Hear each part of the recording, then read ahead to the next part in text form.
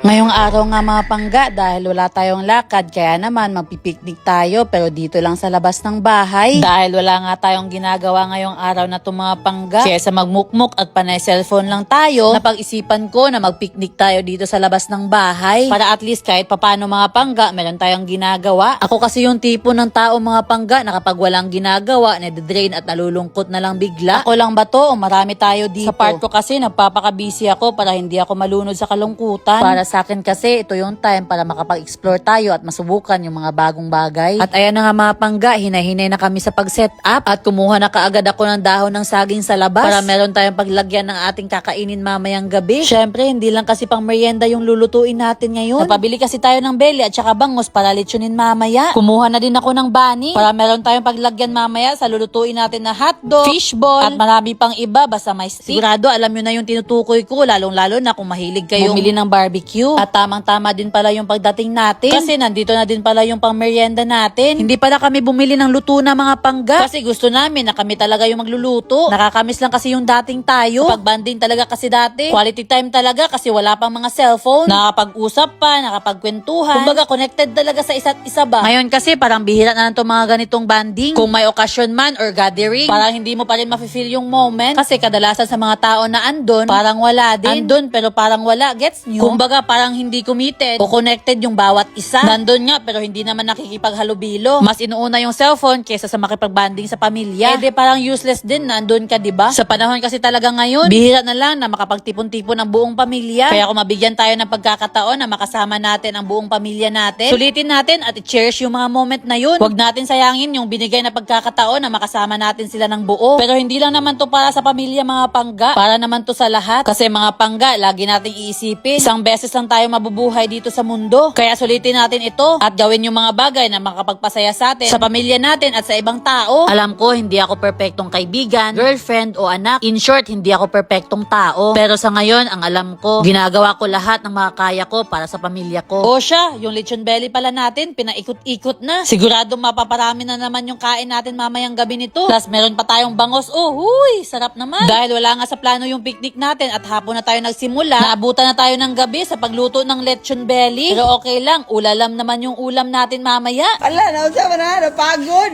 Pagod yung lechon, yung mga taga-ikot papagod din. Bakit ito yung mukhang pagod? Hindi naman to yung nag-ikot. Ang dami ng tinabaho. Ano gawin? Mga flies ang suwag. Wala yung katingog. Wala yung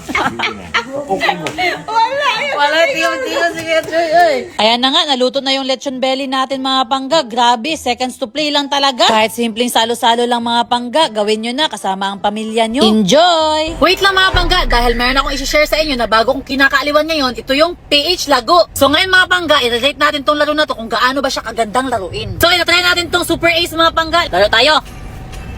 Uy, 300 agad! Grabe!